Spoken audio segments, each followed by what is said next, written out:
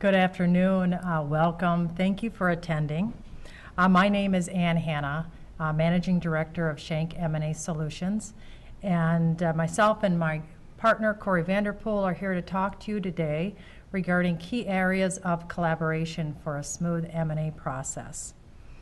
Just to give you a little bit of background on us, Schenck M&A is a boutique investment banking practice which practices within a large accounting firm.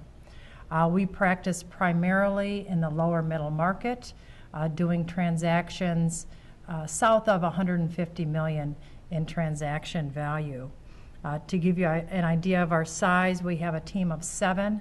Last year in 2015, we completed 9 transactions. This year in 2016, it's looking to be very similar. We'll probably complete another 9 or 10 deals. Corey and myself will give you a little bit of background on us before we start. As for myself, I have an undergraduate degree from the University of Colorado. My master's degree is from California State University, and I'm a CPA in the state of California and the state of Wisconsin. I began my career in public accounting. Then I spent several decades in the the private business field. I've held pretty much every C-suite position there is, including ownership. After that, I came into investment banking. Corey, why don't you give your background? Sure. I'm Corey Vanderpoel. I'm also a managing director at Schenck M&A Solutions. I have an undergraduate degree from University of Wisconsin-Oshkosh and a graduate degree from Marquette University. I've been in the investment banking industry for nearly 15 years, focusing on sell-side processes, buy-side processes, and deal negotiations. So we'll jump into our seminar topic now. I want to remind everyone, and I think we're aware of this with our technical difficulties, that there is a chat feature at the bottom of your screen. We love questions, and we would really prefer for this to be interactive because we'd like to give you the information that you're here today really to achieve and want to give you the takeaways that you're looking for. So we'll start, and we're going to walk through the entire M&A process and tell you from our perspective what we think makes the best process. And for us, we feel like collaboration between the key advisors for a client is what really drives the best value and the best experience for our clients. And we see the key advisors as the attorney, the M&A advisor, and the accountant. And there's quite an overlap of skill sets between these 3 advisors, which is helpful. Depending on the relationship of the client with each advisor may depend on who leads the deal. Oftentimes it's the M&A advisor. We're the ones leading the deal and coordinating the other advisors. At other times it might be the attorney, and we may be advising the client and the attorney as a secondary advisor. And then less often we see, but could be an accountant leading the transaction deal. So we talk about the 3 main advisors, but in an M&A deal, there really are a whole variety of advisors who contribute to making it a whole process. On both the buy and sell side, bankers are involved, both the bankers who are financing the transaction, if that's part of the deal, and the bankers who are on the sell side and will either be replaced or will continue on with the buyer. There's also realtors that get involved in the event that there's commercial real estate to sell and buy. As we get into the due diligence process, of course, there'll be an accounting firm doing due diligence generally on the buy side. We will look to insurance advisors. We will look to human resource consultants. But all of these advisors together collaborate to make a really good process. And we see collaboration as a critical component to the deal, but just one example is the teamwork that goes into negotiations between an attorney and an investment banker.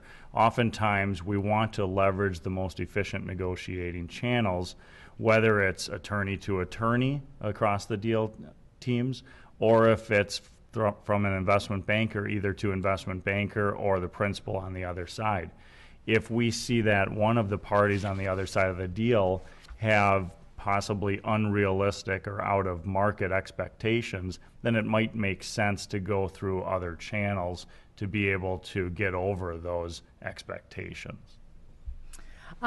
But Corey and I feel very passionately about this because it really is important to a smooth transaction. And I'm feeling especially close to this topic.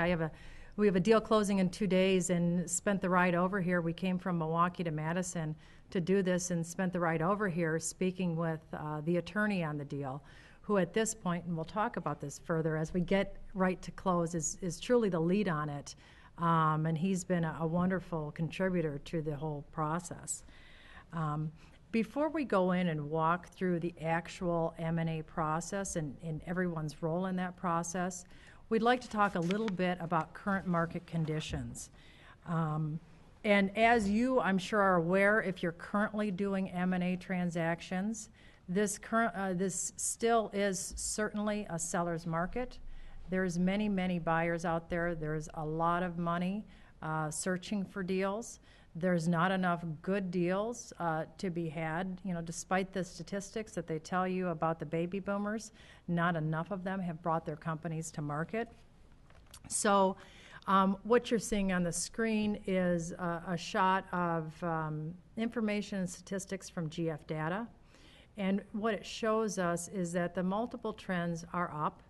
Multiples, of course, can be very tricky when you're looking at business values. So we like to look at them as far as the trends. And pricing is up. And pricing is at a little bit of a premium. What we're seeing in the lower middle market is not ridiculous pricing. There still is discipline by buyers, but they're certainly higher than it was 3 years ago. What you're seeing the flip side of this is that although you're getting premium pricing, we're finding that there's a little bit of a zero tolerance in diligence. So buyers are out there saying, if I'm going to pay a premium price, if I'm going to pay more, say 20% more than I was 3 years ago, I'm not going to have as much tolerance during the diligence process. When we find hiccups here or there, when we have an inventory problem, or we have aged receivables, or vacation accrual, or maybe some other things that they would have overlooked in the past. There's really certainly more of a zero tolerance environment. And this is really evident when you're working with private equity groups that are very experienced going through due diligence. They do have very exhaustive due diligence efforts. They're long, they're time consuming, but they are logical as they try to support the price that they come in at. So I think we're all probably working on more deals than ever right now because it is such an active market. And that's why collaboration and efficiency is especially important today. And just one mention on this screen as a disclaimer, by looking at these statistics of company multiples, not all companies are the same. So if your company fits in that enterprise value range and you try to come up with a multiple as the value of your company, it may or may not apply to your company based on characteristics such as customer concentration or trends in the business, among many others. For reference, as Ann mentioned, we're going to take you through not only some of the collaboration topics between attorneys and accountants and investment bankers, but also give a bit of a background on the M&A process and the considerations that we go through when we market businesses. So there are no two processes that are exactly alike. Every process is a bit unique as we consider the specific company and the owners and their objectives, but we wanted to outline 3 primary processes through which we sell businesses. There's the negotiation. This is typically a one-party negotiation. Either it's reactive to a company that has approached you, or it's proactive to a strategic company. The targeted approach is typically an auction process through which we go to only 10 or 15 companies. It's a little bit limited compared to the next process, which would be a broad auction. And generally in a broad auction, we're going to go to a few hundred to possibly 1,000 potential targets.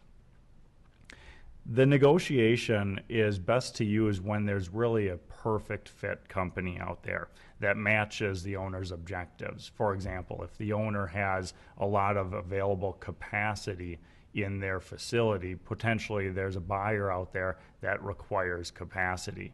If that's the case, then maybe you're looking for a unique party and you can get conversations going with one potential buyer. To summarize this process, it's usually a very customized deal. So that means that you're not running a formal process. There aren't a lot of documented or formalized documents that are shared with the other party as if you were going through a broad process. So there's a lot of starts and stops as well. And this process is ideal if you get a deal done with one party, but you also lack competition by going to only one party. You lack available options. So if the one buyer, decides that they'd like to move forward, or if they'd like to put it on hold for a while, you're really at their control. The targeted auction is run very much like a broad auction, except the materials are usually less formalized and the target population is limited. So this is generally when a company is either concerned about confidentiality or they see a real fit among a certain criteria of potential buyers. So we'll go through this auction process with semi-formalized materials and still run it like an auction where we try to keep all buyers at the same time period and place in the process. But it doesn't have the same appeal to drive value as might a broad auction. The broad auction process is typically appropriate when a company can appeal to many potential buyers. And this has gone through a full auction process, and we'll go through the steps of that process in subsequent pages. But the purpose of a broad auction is really to uncover all value options. And what this is we might or might not know exactly who the buyer is and what the value of the business is when we get started. But by approaching all the appropriate and qualified buyers, we can really drive value, and we can also compete buyers against each other on certain of your objectives. The summary of this slide is really you maximize deal purchase price and potential other objectives as you move towards the right, so from negotiation to targeted to broad. The more options increase, the more confidentiality risk there is on the negative, but also the more formalized and structured process there is, and that all lends to improving or increasing the purchase price. Next slide, the advantages of a broad auction. The most key advantage is really if you go through a broad auction, the concept of seller's remorse really doesn't apply because the market has spoken. You know what the market has responded to your business, and if you've run it appropriately or if your investment banker has run it appropriately, you should have uncovered all of your options with the business. What's important when you consider whether you want to sell through a negotiated sale or through an auction is to understand your own objectives, or for us on this webinar, to understand your client's objectives. If they're purely interested in maximizing value, you're probably looking at more of a broad process. If they're looking at something such as taking a second bite of the apple, you're potentially narrowing that down to private equity buyers. So a lot of consideration should be given to what are the objectives of your clients. Secondly, as mentioned on the prior slide, options equal value. And this is especially true for companies that either are going to desire a premium value or they potentially have challenges. Whenever there's options, you can potentially find more buyers that fit exactly what you're looking for. And this can be important if you have certain objectives, such as you want to only sell the stock of the business, or you want to find a buyer that also will take the real estate of the business. Confidentiality concerns are always important as we go through a process, and I know for the attorneys on the webinar that's especially important as well. It's something that always is taken into account, and we emphasize this throughout the entire process. But it would initially probably drive you more towards a negotiated process or contacting fewer parties. That being said, in my experience going through many processes, either negotiation with one party or through broad auctions, I have seen very little risk around the confidentiality when it's handled appropriately. And by doing it appropriately, we've taken into account certain considerations, such as with private equity groups that potentially are very strategic and competitive, will potentially put in place a non-disclosure agreement where they cannot at this point in time share any information with their portfolio company. Further, we've put confidentiality agreements in place where there was an area of concern with a specific individual, not allowing them to share information at this time with any other parties within their company. So we always emphasize confidentiality, and by taking it serious throughout the process, we've been very successful in avoiding those confidentiality concerns. Another point, the coordination, management, timing of all potential targets. This is something that takes a considerable amount of time. That's why we're involved in the process for so long. By developing the materials, by running a process and contacting potential targets, it's something that opens up options, but it also includes a significant amount of work. And this is where we work together throughout the entire process to make things as efficient as possible. But if your client is a company trying to run a broad process on their own, it's likely not possible if they're putting that workload on top of their daily running the business operations as well. Although, Corey, as you talk about timing, I think it's important to talk about really the timing that comes into a negotiated sale. We're talking about a one-party negotiated sale versus a broad auction. And there is a lot of time, as you mentioned, dedicated to a broad auction. But on a negotiated sale, if you're taking one buyer at a time and you get into the process and you get maybe past a letter of intent stage and then the deal falls apart, you're starting from square one with your next buyer. So if you have a company that has any kind of hair on it, that has any kind of challenge or premium value requirement, that sort of thing, you could go through several buyers. And by the time you start over from square one with 3 buyers, you could be 3 years down the road, whereas a broad auction, you would be done even with changing buyers within, say, a year or so. Mm-hmm. Right? That's a very, very good point. There are, as I mentioned on the prior slide, a lot of starts and stops with one buyer, and now if that buyer goes away, as Ann mentioned, you're starting from square one. This gets to the last point on this slide, disruptions to the business. When you're going through a broad process, there's a lot more certainty that the transaction will get done because that you have options of potential buyers. If one drops out, you can easily move on to another buyer that has already seen the materials, expressed the interest, and gone through the process. With one party, you are, again, starting from square one. So the disruptions to the business, whether it's a negotiated transaction or whether it's a broad auction, there are going to be disruptions to the business, but that's our job and that's your job to really make that as easy as possible on the clients. Also for reference, the chart on this page takes us through the typical timeline of a full scope sale process. And as you can see, it's between 7 and 9 months by the time the transaction is done. There's some outliers. Some deals have taken longer. Some deals have been shorter than 7 months. But this is a general transaction. So the answer is, if you have a client looking to sell before year end, it is still very possible to do that in 2016. There's plenty of time to get that done. We'll go through each of these phases on the subsequent pages here, but in general, there's 5 phases to a transaction. Phase 1, we're going to prepare not only to market the company, but we're going to prepare the documentation. We're going to have conversations with our client about objectives, valuation objectives, and what the marketing process is.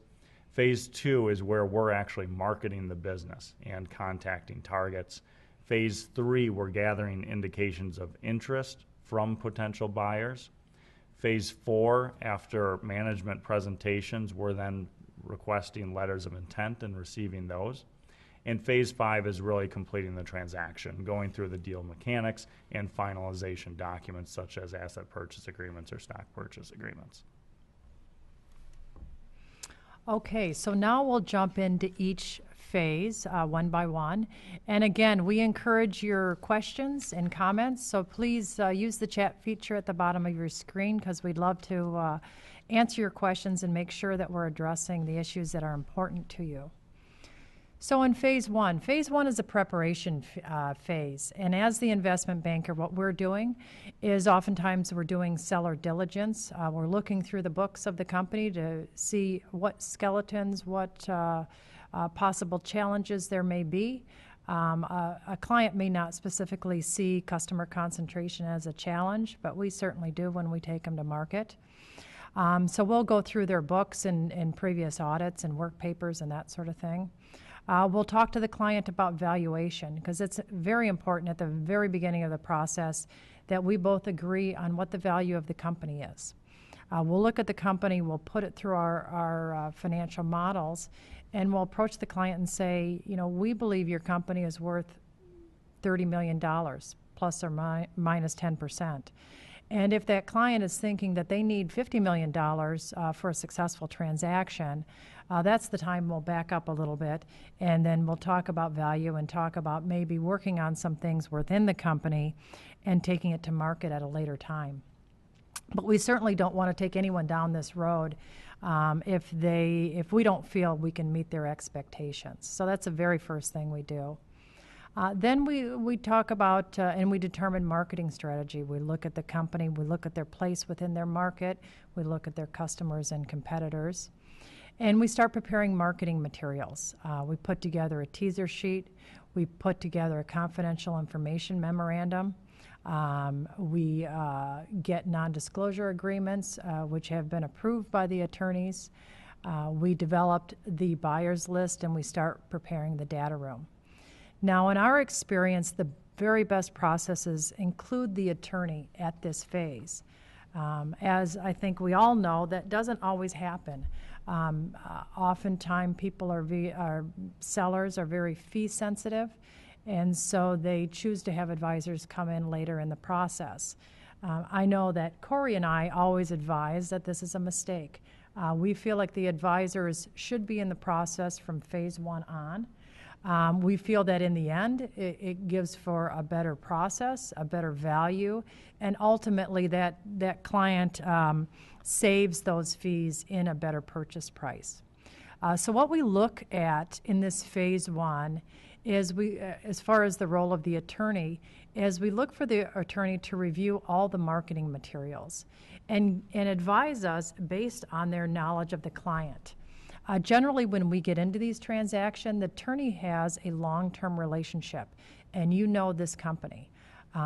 So generally, your advice is very, very good. It's very well placed, and we use it within our marketing material to properly position the client. We look to the attorney to advise us on potential risks and costs of any pending litigation. That needs to be disclosed in the marketing material, disclosed up front. We need their advice on how they think outstanding legal issues will be resolved. Let's say there is an employee litigation, maybe a wrongful termination.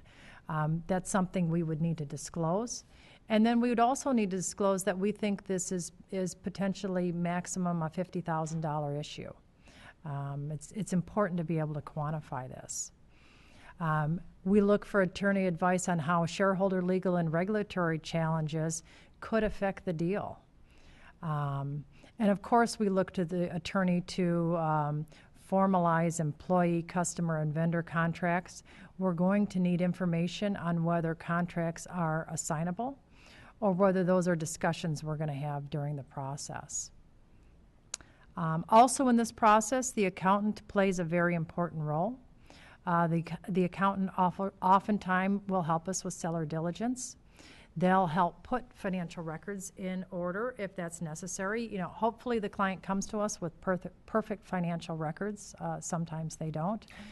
And so we'll be looking for the accountant to help us do that. And also looking for the client to advise us on any deviations from GAAP. Now, oftentimes, if your client is not required to have an audit, their financials are not necessarily prepared on a GAAP basis. They might be prepared on a cash basis. They might be prepared on a tax basis. And that's okay. That's not even really a challenge, but it's something we need to be aware of, and we need to make potential buyers aware of. We also find at this preparation phase, the attorneys, especially when they have a long history with the client, can be very helpful because they have the history of what agreements, contracts exist and have been negotiated with the company in the past. And also they can help from in owners, if there's minority owners in the entity, they can help from a communication standpoint as far as what is required, what risks there might be later on in the process if it's not communicated appropriately, and so forth. So that can be another way that they're very helpful, and we always like to include them in that early stage of the process. But bottom line, what we're trying to do in phase one is we're trying to craft our position.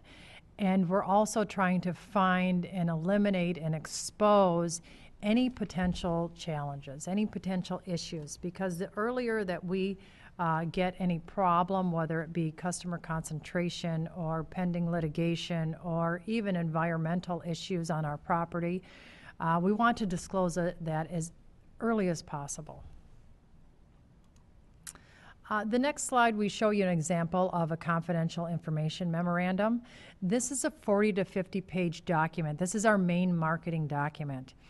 And what we're looking for as far as advice from the legal team on this is we're looking for you to review formal trade names, that we've got that all proper and legal in the memorandum. We're also looking for you to advise us on the proper corporate entities.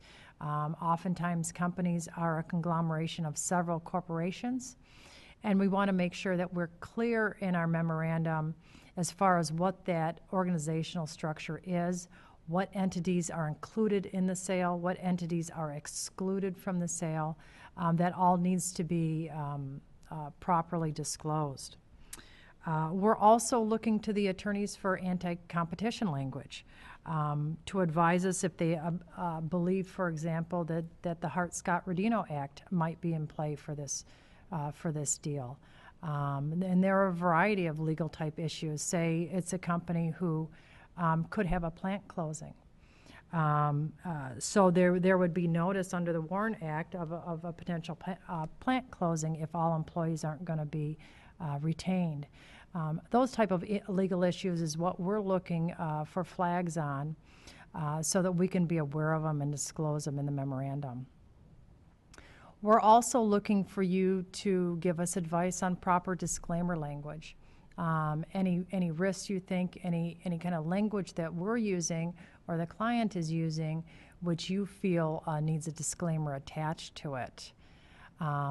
And finally, we're looking for the proper presentation of any legal situations. You know, as I referred to earlier on potential employee claims, it could be customer claims, warranty claims, whatever current legal situations there are out there, we'll need your advice on exactly what they entail and what our potential risk is.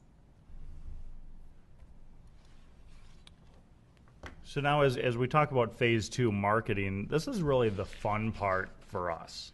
We're, as investment bankers, extremely busy at this stage in the process, whereas the attorney and the business owner, your roles are a little bit more relaxed during this process as we try to keep everyone updated with status reports. But during the phase two, we're contacting potential buyers. So potential buyers that were added and approved to a buyer list, we're now going out with the teaser, putting non-disclosure agreements in place, and delivering the confidential information memorandums to them. Many buyers have questions, so we'll address their follow-up questions. And then we'll also be, in this phase, zeroing them in on a date to deliver to us indications of interest. So all of that is happening during this phase. But it's also a critical phase to be working and building our relationship with any attorneys on the deal. So the attorneys on the deal are providing either an acceptable non-disclosure agreement at the beginning of the process in the preparation phase, to which we're now delivering it to potential targets before delivering the confidential information memorandum. Or as questions come in or potential changes to non-disclosure agreements come in, we're reviewing those with attorneys. So typically what we'll do is if a change comes into a non-disclosure agreement, and it's especially on the legal terminology of it, we'll want to get that reviewed with the attorney, the client's attorney, to make sure everyone is comfortable. And then we'll take that change and acceptance of a change, if that's the case, forward on the subsequent non-disclosure agreements that we get. So the feedback from attorneys on these is very critical to keep the process moving quickly. Any kind of questions that we get related to legal issues or entities or organizations, we also want to, at this time, make sure that it's possible or we're responding in the accurate way. So whether it's structure of a deal, whether there's ongoing litigation that we want to respond to, those are all items that we might bring the attorney in for some feedback and insights. For the accountant, they're usually getting involved at this stage as we have any questions on the financials or questions from potential targets regarding the financials or accounting terminology. So throughout all of this process, what we're doing is not only keeping our clients updated on the status, but we're also keeping the attorneys and accountants updated on the status so they know when we're going to potentially move into receiving indications of interest, and they can let us know about any challenges in their schedules or anything like that.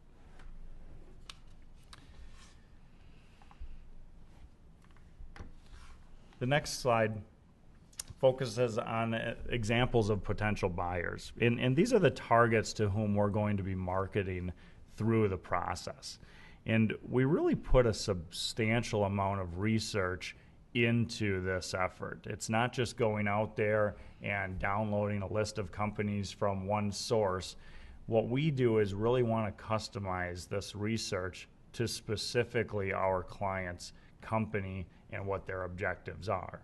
We don't want to take any undue risk on our client's business if we're going after unqualified buyers or buyers that might not be appropriate. So we really try to zero in on what is a specific buyer that would have an interest.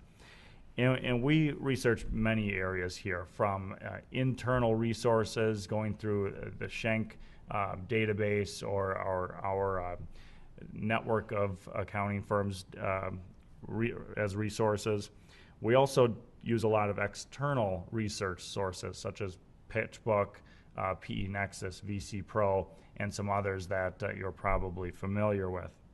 And lastly, what we do is we go through a lot of industry groups and associations. We might attend trade shows. We might look at trade associations in certain industries. But really it comes down to we're trying to find who are those movers and shakers in the industries that might be making acquisitions or might have the capabilities for which it would be appropriate to sell our client. The types of buyers that we're looking at are really two listed on here, but it goes a bit beyond that. First, strategic buyers. And strategic buyers are usually going to be in the industry. It could be competitors or it could be complementary companies. It could be customers potentially. But corporate buyers are very heavily scrutinized to see if there's any confidentiality risk or any risk that the company has sharing some of the information with them, whether it's a customer or a competitor. And this is an area where oftentimes the attorney can be very useful because of the attorney's overall understanding of the company and also their exposure to other companies within this industry, either complementary or competitors. So we really like to get feedback from the attorney on the risks they see with competitors or ideas about possible other strategic buyers. Absolutely, absolutely. The second group of potential buyers are financial buyers, and I really break this group into two because the overall term should really be private equity groups or family offices and individual investors. But that really splits into two because they're a financial buyer if they don't have any strategic nature to their acquisition. If they don't have a portfolio company in the target company's space, then they're looking at it from a financial perspective or as a portfolio or a platform investment. If they have a portfolio or platform already in the space, then they're really, I'd say, the best of both worlds. They have that professional investment advisory above them that they're accustomed and experienced to making acquisitions, but then they also have a strategic nature to them that could potentially bring some synergies. So I call that the best of both worlds when you can find that. But those are really the buyer types that we target. Every once in a while there will be an individual buyer, but generally our companies are not fit for individual buyers because of the size of them. And the marketing process, as we mentioned, can really go exclusive, targeted, or broad, which might vary the amount or the buyer types that are included. And as Ann mentioned, we really do look to anyone for ideas for what buyers could be out there, whether it's the owner, whether it's the attorney, accountant. Everyone has ideas and history working with companies in various industries, so we want to take all of that into account. Phase 3 is the indications of interest phase, and this is really our initial look at where buyers are valuing the business. So they're going to put together a non-binding indication of interest for us. When we get that indication of interest, which is more challenging now than ever before because we get so many of them on deals, because as Ann mentioned earlier, there is a lot of activity on the buy side. A lot of companies and private equity groups are looking to make acquisitions. So for some, it's as simple as putting a number on paper and delivering it to us. So when we receive indications of interest, our challenge is really narrowing that down to a short list of potential acquirers that we could take into site visits and management presentations and open up a portion of the data room. We work with attorneys in this side because what we get in the indication of interest is we want to make sure that it's going to stay, or what we present is going to stay as accurate to that throughout the entire process, even more so when we're at the letter of intent stage. But we want advice on the structure and tax issues at this point. We really don't want to change it. If there's a need to do a stock deal, we really want to be upfront on that. And at this stage, tell people, yes, we need to keep it a stock deal, or no, you can consider an asset deal with this or that. So the advice on the structure and tax issues is extremely important. We'll also work with attorneys, as mentioned previously, on the buyers. We might get indications of interest from private equity groups or corporate buyers with which the attorneys have had past experience doing deals. If we have that, that's wonderful because we know how they will act based on how they've acted before. And lastly, we'd like the review and advice on any legal or contractual topics prior to the management presentation. So if there's anything in the indication of interest that maybe seems a little bit off or we want to consider it, we'll want to bring the attorney in to review that, making sure that it's an appropriate part of the transaction. The accountants on the deal are really involved at this stage from a tax issue perspective. And we always want to understand the net proceeds of a transaction. When we talk to our clients, we tell them that the price is one item, but it's what you walk away with that's really the important item. So we make sure we structure a deal appropriately.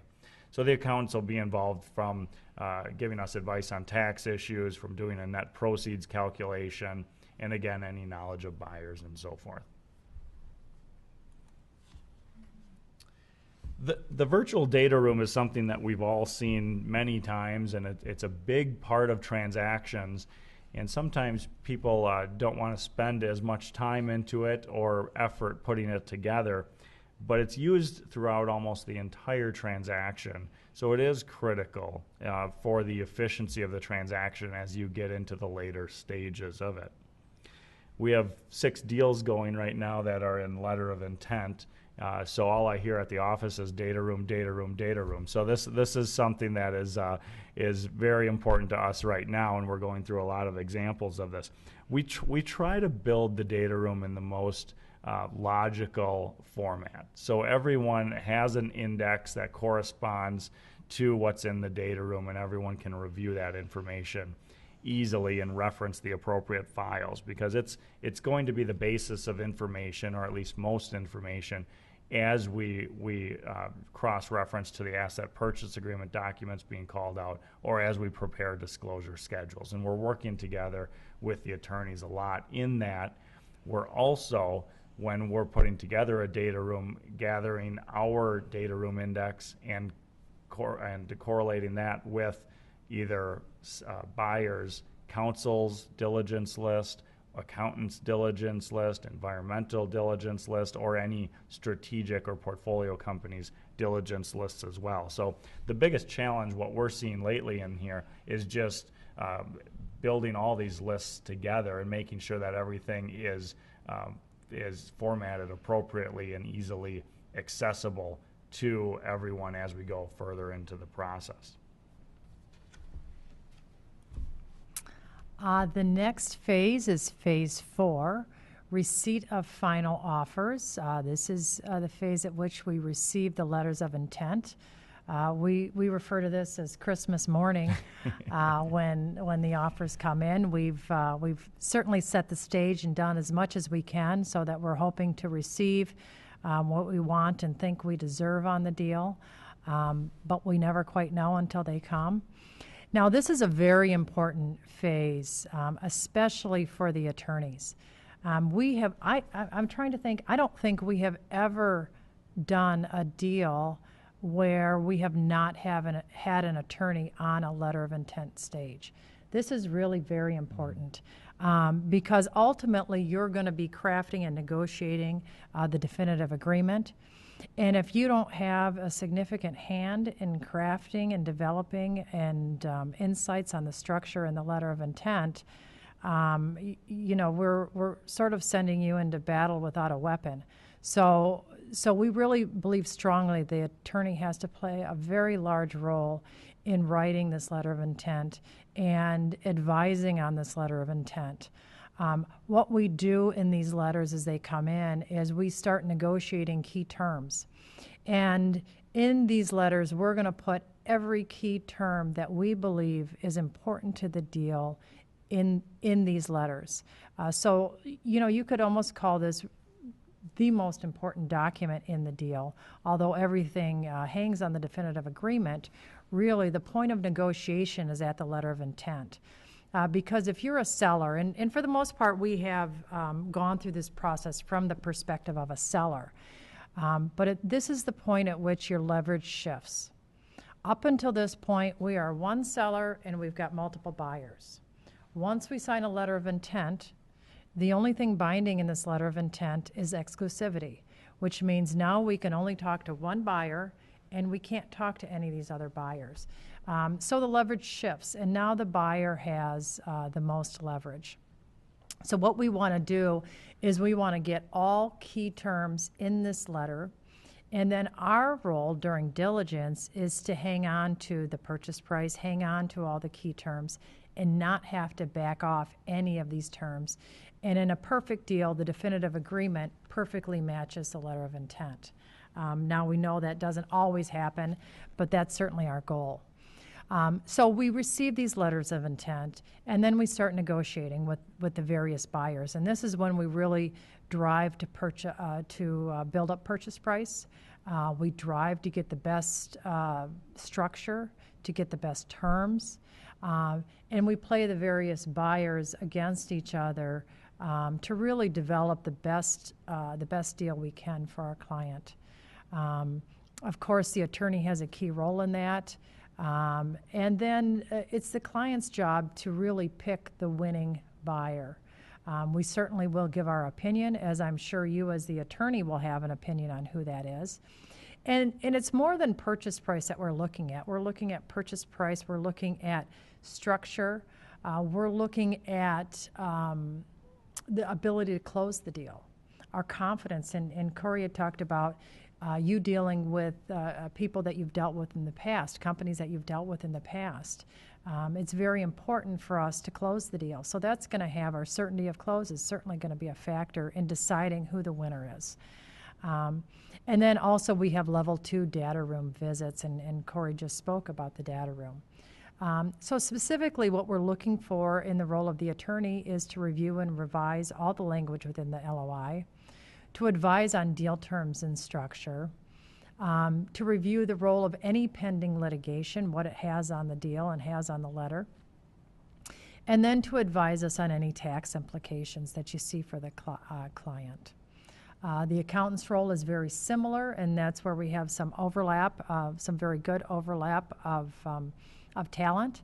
The accountant is there to advise on tax implications and to calculate walkaway cash so that our seller knows what their proceeds are going to be after various debt they may have to pay off and after paying taxes. As a point of example, as Ann mentioned, we do want to always bring in the attorneys to draft language so we can stand behind that language as we move forward. We last year had a transaction that we were working on in which we were exclusive with a party, and in that letter of intent we worked carefully to develop milestones to the exclusivity. And when a buyer tripped one of those milestones, it was those that then allowed us to, after the review with attorney to make sure that we were comfortable moving on to the other buyer, we were able to get out of that exclusivity, move on to another buyer very quickly and seamlessly, and then ultimately close the transaction. So just an example of where the language and the terminology that we put into those letters of intent does need to be comforting to everyone, as it is paramount to be able to move forward with the transaction in various ways. You know, that reminds me of another example just on the issue side of a deal we had last year with a buyer where we had, as far as traps when an attorney is not involved, we had negotiated with the buyer. We were the seller. We negotiated with the buyer for about a year to get to letter of intent stage. This is a company that was headquartered in Europe, but we were negotiating with the President of the Americas. Took us a full year to negotiate and get to an agreed upon purchase term structure, all that. The buyer did not include their corporate attorney. They handled it at the President level. They sent this LOI that we worked very, very hard on over to Europe to be signed, only to find out that the buyer was under a non-compete on another deal they did and couldn't sign the letter of intent. So there's a negative aspect of what can happen without the attorney's involvement. This gives you our buyer's funnel. It shows you really the process that we go through. It's very much a numbers game. As you can see, we start going out 300, 600, it could be 1,000 prospects are sent teasers. And then we whittle down through the various phases that we've discussed with you earlier to get down to one acceptable buyer. So, you know, value, it comes in a number of packages. It can be priced, it can be post-transaction liability, it can be comfort level. The seller has a comfort level with the buyer that the buyer is going to maintain their legacy. They're going to treat their employees right. They're going to bring the company to the next level that they'd like to see the company go to, or continue the company's name in the marketplace, whatever it is that brings comfort with that buyer, and the status within the community. Phase 5, then, we go to the completing the transaction. We assist and advise on the various schedules and issues within the definitive agreement. We review the definitive agreement to make sure that the intent of the deal has been followed. We follow up on necessary regulatory approvals, third-party consents. Sometimes we're involved in financing, as is the attorney and accountant. And then we close the transaction, and generally there's a public announcement. This phase, the attorney really is very much driving the process. If they did not drive the process through the initial 4 phases, they certainly are the key to this 5th phase, because they are negotiating all the legal documents, the definitive agreement, operating agreements, employment agreements. They are generating fund flow statements, settlement statements, and oftentimes they're drafting a real estate lease. Again, they're also advising on pending litigation. Sometimes they're providing opinion of counsel letters to the lenders that are involved. And they're reviewing the financial statements for any securities law compliance. The accountant is also very important. They're advising us on any deviations from GAAP, which certainly is included and expected in the definitive agreement. They're reviewing and they're advising on the buyer's quality of earnings that he will have another accounting firm prepare. And generally, there are some findings and issues which need to be discussed, so the accountant is important to come in and give their perspective. And they're also advising on net working capital issues. In this phase, of course, time is not on our side as a seller, and there's a lot of give and take. And so an owner really needs a tremendous amount of advice from their attorney, from their accountant, from their M&A advisor. Oftentimes, because this is overwhelming at this stage, and they're looking for advice on what are their risks, what's a worst case scenario, what's standard for industry. All these restrictions, all these indemnifications sound overwhelming. Do I really need to give these, and do normal sellers give these? So input from various buyers or sellers, advisors at this stage is really very, very important. And at this stage, we've now worked with the company and with the sellers for 6, 7, 8 months. So a lot of the information on the company and through the operations, and that's going to be needed, we have an idea of that information, how to get that information. So Ann and I, as part of leading our team, really feel that this is a step where we don't just step back from the process. We really try to help and collaborate with the attorneys to make this as efficient as possible. We are generally helping to get all of the disclosure schedules together or get the information for those disclosure schedules, and anything else that potentially needs discussions with the ownership group or managers within the company, we're helping with that. So finally, in conclusion, our point here really is that expertise is needed at every level.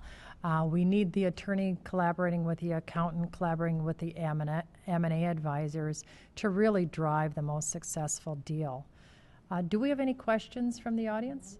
Not a single question, so either we were very, very thorough or everyone's asleep. Thank you very much. Please feel free to reach out to us. If you have any questions after the fact or comments or suggestions, we'd love to hear them. Thank you.